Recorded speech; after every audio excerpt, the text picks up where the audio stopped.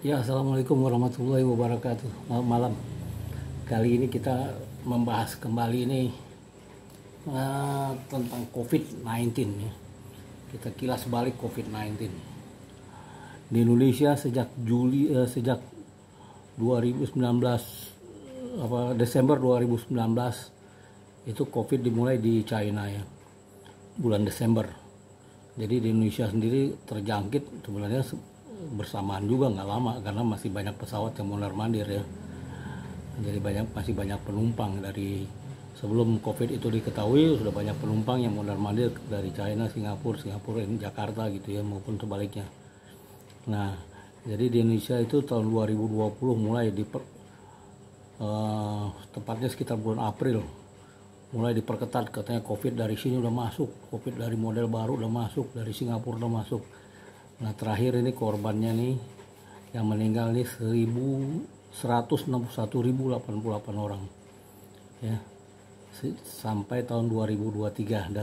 Jadi mungkin hitungnya mulai dari April 2020 kali ya, atau dari mana hitungnya, dari bulan Januari 2020 ya. Jadi ini kita termasuk urutan kedua tertinggi di Asia ya.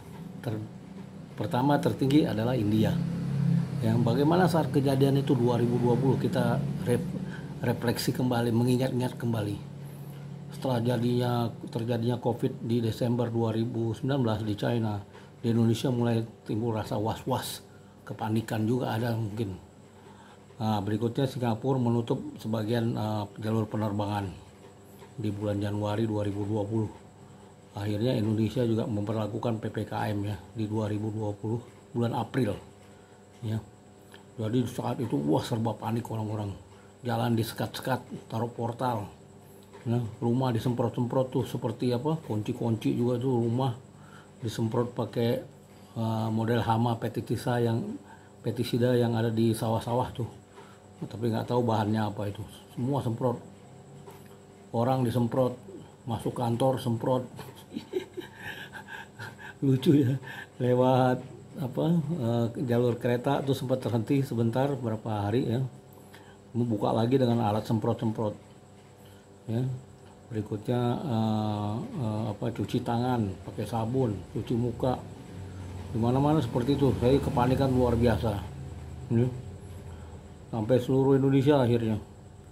Nah, banyak yang menimbulkan insiden-insiden yang tidak ini ya, seperti razia yang terlalu kayak orang ikut-ikutan panik juga gitu ya. Jadi terjadi beberapa insiden gitu dengan sesama aparat keamanan gitu.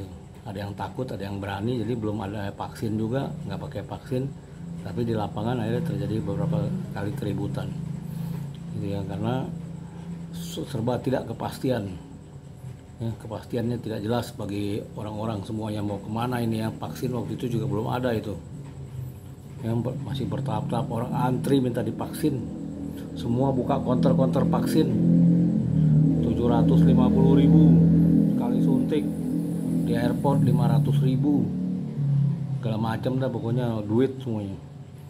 Jadi ada yang gratis di puskesmas gitu ya, tapi tempat-tempat counter pada buka semua kebanyakan. Itu tes COVID pakai mulut dibuka-buka, dicongkel-congkel ludahnya itu ya, ada COVIDnya enggak gitu. Jadi panikannya luar biasa, orang semua pucat, jalanan sepi, kantor sepi, kantor juga karena tutup ya.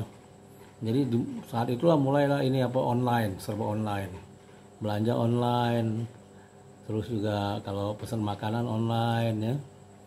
Dan perkantoran juga banyak yang sudah mengembangkan sistem online, laporan-laporan seperti pajak, laporan tertentu buat perizinan udah mulai online ya, karena COVID itu tadi pembatasan pergerakan orang ya, mobil-mobil disemprot. Aduh panik ya. Itu sekilas COVID pada awal-awalnya di Jakarta, karena waktu itu juga berikutnya muncul lagi COVID model baru, Omicron di India. Waduh, katanya tabung gas menipis. Wah, ceritanya pokoknya yang jelek-jelek membuat orang panik gitu. Kayak apa ya, kayak nggak ada nggak ada pegangan lagi manusia pada saat itu, ya. Panik, lari sana lari sini, sewa pesawat terbang ke daerah lain, ke Indonesia. Di Indonesia juga COVID juga. Jadi kacau balau ya manusia ya kalau pada saat ketakutan ya. Padahal santai aja bu. Gue aja di rumah aja waktu itu nggak vaksin, 2 kali nggak vaksin, tapi tetap aja di rumah sehat walafiat. Jadi kita tenang-tenang aja gitu. Nah waktu awal-awal tuh panik luar biasa, beritanya TV COVID semua, jalanan sepi, restoran tutup, hotel sepi, mal-mal tutup ya. Nah pada bulan Juni itu 2023 ya, setelah COVID udah mulai mengendor, bulan Juni 2023 nembol lagi nih tuh COVID di China ya. Nih beritanya Voice of America ya. Tuh COVID timbul lagi di China, latest COVID wave may hit 65 million a week. Bisa dibayangin tuh. Jadi gelombang COVID di China itu akan mencapai 65 juta ya, akan menular atau menyebar ke 65 juta penduduk dalam 1 minggu ya. Nah, terakhir hasilnya nih yang meninggal 239, mungkin angkanya lebih kalau ya. 239. Tapi yang herannya ya ini kan COVID tuh berawal dari China ya, Desember 2019. Ingat tuh baru 3.000 doang yang kena gitu ya, yang terjangkit. Udah panik seluruh dunia, ceritanya udah macam-macam. Tapi ini 65 juta ya dalam 1 minggu, nggak ada yang panik. Beritanya juga nggak macam-macam ya. Itu nggak ada yang panik, santai-santai aja tuh. Yang meninggal sekitar 239 juta. Di Indonesia udah buka masker orang, nggak panik. Lain halnya waktu Omikron di India, orang India panik semua, mayat dibakar-bakarin di Sungai Gangga. Memang di Sungai Gangga itu tempat pembakaran mayat, nggak ada COVID juga di situ tempat pembakaran mayat. Jadi ceritanya waduh lah, membuat orang ketakutan ya. Sedangkan ini 65 juta bu, nggak ada yang panik-panik. Jadi apa yang terjadi sebenarnya itu yang di tahun 2020 hanya 3.000 orang udah panik luar biasa. Analisa COVID lah, menyerang otak lah, paru-paru lah, jadi hitam segala macam. Tapi di sini nggak ada analisanya lagi. Ya, itu keanehannya. Aduh. Ini a week 65 million a week. Bisa dibayangin. Orang nggak ada yang panik, santai. Di Jakarta orang buka masker semua. Ya. Jadi pertanyaannya, apa yang terjadi sebenarnya di 2020 gitu, ya? Siapa yang diuntungkan waktu itu, gitu? Kan ada yang dapat keuntungan dari situ. Nggak mungkin rugi semua, ya. Indonesia sudah mengeluarkan hampir 1.000 triliun rupiah untuk penanganan COVID-19 waktu itu ya, dengan segala macam skemanya.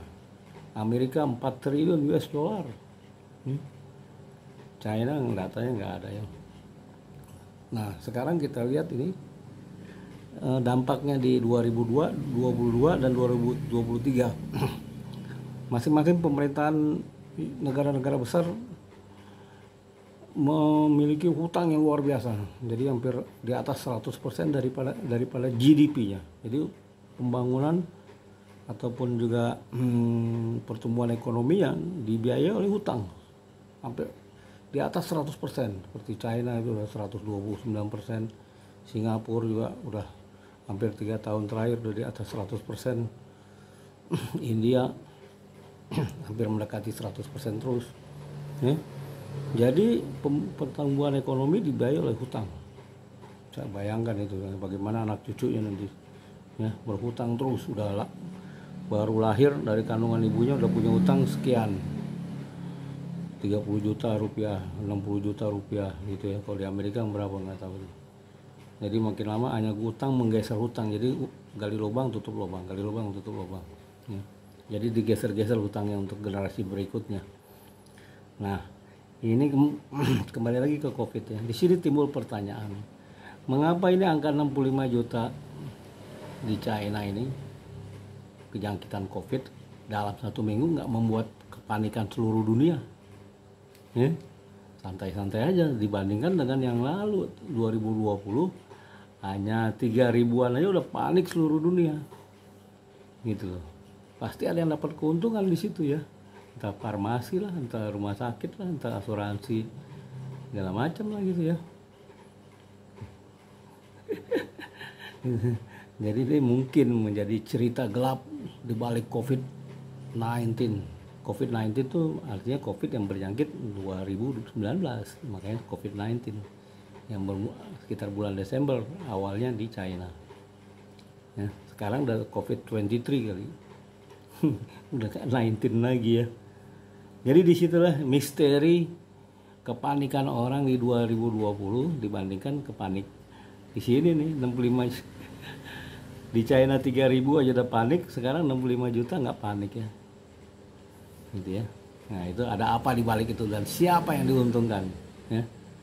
Nah, teman-teman pasti harus pintar menganalisa kalimat demi kalimat ya, dan harus belajar bahasa Inggris lebih baik lagi ya. Saya juga masih belajar bahasa Inggris. Saya nilai bahasa Inggrisnya blok, Bo, tapi ikut kursus belajar sendiri juga gitu ya. Jadi harus benar-benar kita perbaiki bahasa Inggris kita untuk ya, pengetahuan kita bertambah. Satu, kedua juga agar kita kalau kerja lebih gampang ya. Dan ketiga juga kalau kita lagi kuliah ya atau SMU pasti nilainya akan lebih baik kalau kita belajar bahasa Inggrisnya dengan bagus ya. Gitu kira-kira teman-teman masalah COVID-19 yang penuh dengan misteri dan siapakah yang diuntungkan di sini. Pasti banyak yang dapat untung. Oke, terima kasih. Assalamualaikum warahmatullahi wabarakatuh.